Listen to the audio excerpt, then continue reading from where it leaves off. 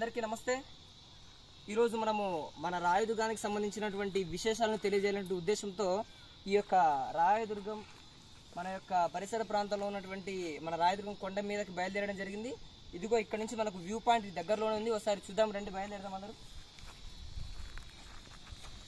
ఈ యొక్క రాయదుర్గం యొక్క ప్రధానంగా గొప్పతనం ఏంటంటే నిజానికి మన రాయదుర్గంలోనే చాలా విశేషమైనటువంటి ప్రదేశాలు అన్నీ ఇక్కడ ఉన్నాయి। చారిత్రాత్మకమైనటువంటి ఆధారాలు కూడా మనకి ఇక్కడ ఎక్కువగా కనిపించేటువంటి చోటు। నిజానికి మన యొక్క రాయదుర్గాన్ని భూపతి రాయలు అనేటువంటి విజయనగర సామ్రాజ్యానికి చెందినటువంటి రాజు పరిపాలన చేయడం వల్ల మనకు ఈ రాయదుర్గము ఆ భూపతి రాయలు గారు పరిపాలన చేశారు కాబట్టి రాయల దుర్గము అనేటువంటి పేరు వచ్చింది। ఆ రాయల దుర్గం తర్వాత మనకు రాయదుర్గం అనేటువంటి పేరు అలాగే ప్రాచుర్యంలోకి వెళ్ళిందండి। మరి ఈ ఇక్కడ వ్యూ పాయింట్ ఉంది, ఒకసారి ఇక్కడ నుంచి గమనిస్తే మనము ఈ రాయదుర్గం మొత్తాన్ని కూడా మనం ఒకసారి మొత్తం అలా చూసేయచ్చు। ఒకసారి బయలుదేరాం రండి। ఇక్కడ అదిగో ఇక్కడ ప్రసన్న వెంకటేశ్వర స్వామి దేవాలయం అండి, ఇది చాలా ప్రసిద్ధి పొందినటువంటి దేవాలయం। ఇక్కడ మనకు చాలా సంవత్సరాలుగా ఈ ప్రసన్న వెంకటేశ్వర స్వామి దేవాలయంలో ప్రతి సంవత్సరము కూడా మనకు రథయాత్ర ఏదైతే తేరు కూడా ఇక్కడ రథం లాగడం జరుగుతుంది ప్రతి మాసంలో, మే మాసంలో ప్రతి సంవత్సరం కూడా చాలా చారిత్రాత్మకమైనటువంటి కట్టడం ఇక్కడ। అదేవిధంగా ఇక్కడ జంబుకేశ్వర స్వామి దేవాలయం అని దానికి పక్కనే ఉన్నటువంటి దేవాలయం ఉంది, ఇక్కడ చాలా సంక్షిప్తంగా వివరిస్తున్నాను। ఈ దేవాలయం కూడా స్వయం ఉద్భవలింగం అండి। ఇక్కడ జంబుకేశ్వర స్వామి దేవాలయం ఏదైతే ఇక్కడ కనపడుతుందో ఆ గోల్డెన్ టెంపుల్ ఏదైతే బంగారు రంగుతో ఉన్నటువంటి గోపురం ఉంది కదండి, అది అయితే ఉద్భవలింగం అక్కడ జంబుకేశ్వర స్వామి దేవాలయం అనేటువంటిది। అయితే ఈ ప్రాంతం అంతా ఈ రాయదుర్గం ఇప్పుడు మనం చూస్తున్నటువంటి ప్రాంతం అంతా ఏదైతే ఉందో ఇదంతా కూడా ఒకప్పుడు నిజానికి ప్రాంతం అంతా ఇదే। అయితే ఊరు వాకిలు అనేటువంటిది మనకు ఆ యొక్క వెంకటేశ్వర స్వామి దేవాలయం నుంచి నేరుగా అక్కడ కరెక్ట్గా ఒక 2 కిలోమీటర్ల దూరంలో మనకు కనిపిస్తుంది ఇక్కడ। మరి ఇది ఒక వ్యూ పాయింట్, ఒకసారి ఇక్కడే దగ్గరలో మనకి భైరప్పకొండ అనేటువంటి దేవాలయం కూడా ఉంది, చాలా ప్రసిద్ధి పొందినది అది కూడా।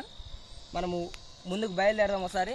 ఇంకా ఇక్కడ మనకు కొండ మీద ఎన్నో రకరకాలైనటువంటి దేవాలయాలు కానీ అదేవిధంగా ఇక్కడ మనకు నరసింహస్వామి దేవాలయం అని మనకి ఇక్కడ చాలా దగ్గరలో ఇక్కడ ఉంది। ఈ మధ్య కొంతమంది ఈ యొక్క ఎవరైతే దుండగులు లాంటి వాళ్ళు కొంతమంది ఉంటారో వాళ్ళు ఏం చేస్తారంటే కొంచెం ఒక సంపదతోనో మరొక దృష్టితోనో ఇలా దేవాలయాన్ని కొంచెం ధ్వంసం చేయాలనేటువంటి ఉద్దేశంతో కూడా కొంతమంది ఇలా రావడం జరుగుతూ ఉంటుంది। అది మనం చూద్దారండి అందరూ। ఇదేనండి ఈ నరసింహస్వామి దేవాలయము। మనము దాదాపుగా చదువుకుంటున్నటువంటి వయసులో కూడా చాలా బాగా ఉండేది ఇక్కడ ఏనుగుల బావి అని చాలా ప్రసిద్ధి పొందినటువంటి ఏనుగుల బావి అంటారు। గతంలో ఈ కొండ మీదే పరిపాలన మొత్తం జరిగేది ఇక్కడ విజయనగర సామ్రాజ్య కాలంలో। ఈ మొత్తం కూడా మనకి కొండ మీద కూడా ఇప్పుడు బయలుదేరడం జరుగుతుంది। కొండ మీద మనకు నాగుల బావి అని ఎల్లమ్మ కొండ అని ఇంతకుముందు విజయనగర సామ్రాజ్య కాలంలో రాయల చక్రవర్తులందరూ కూడా ఈ కొండ పై ప్రాంతంలో వాళ్ళు ఇక్కడే పరిపాలన చేసి ఇక్కడ ఎన్నో రకాలైనటువంటి ఇక్కడ కోట మార్గం కూడా మనకు కనబడుతుంది పైన। మనం ఇప్పుడు మార్గ మధ్యంలో ఒక కోటను కూడా చూసాము। అయితే ఇక్కడ ఏనుగుల బావి చూద్దాం రండి అందరూ। అంతకుముందు ఇక్కడ ఇదే అండి ఏనుగుల బావి।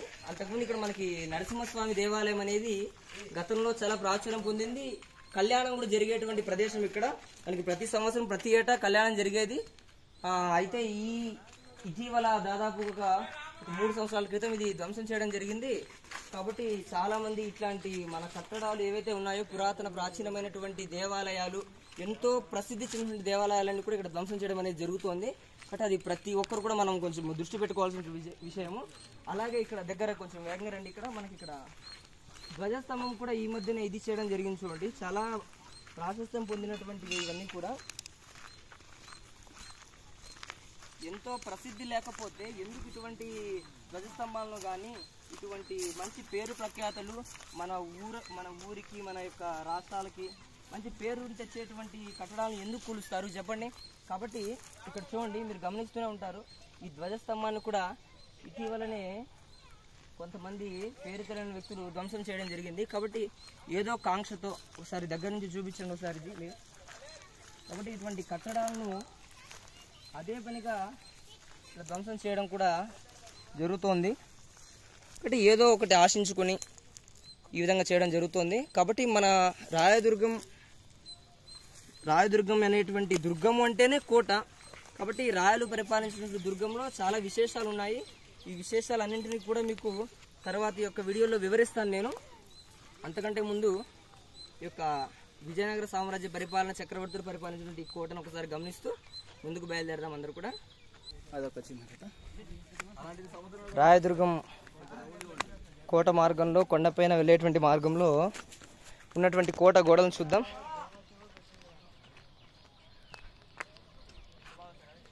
ఎంత బాగా నిర్మించడం జరిగింది చూడండి ఒకసారి. అప్పట్లో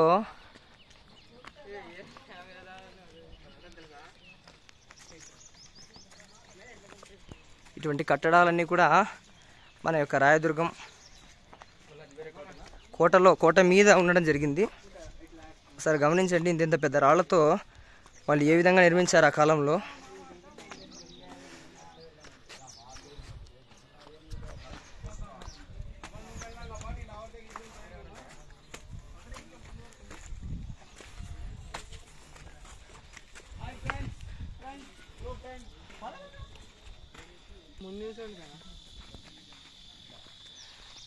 చూడండి, మన రాయదుర్గం కొండ మీద ఎన్నో కట్టడాలు ఉన్నాయి. ఇక్కడ పూర్తిగా కొండ పైన ప్రాంతంలో చెక్కడం జరిగింది.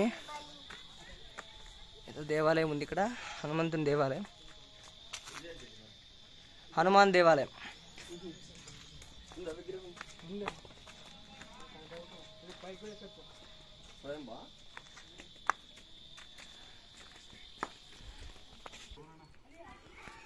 చూడండి,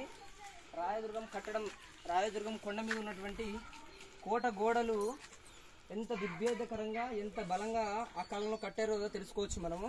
అందుకే రాయదుర్గానికి సంబంధించి ఒక చిన్న పాట ద్వారా మీకు చిన్న విషయాన్ని వినిపించడం జరుగుతుంది.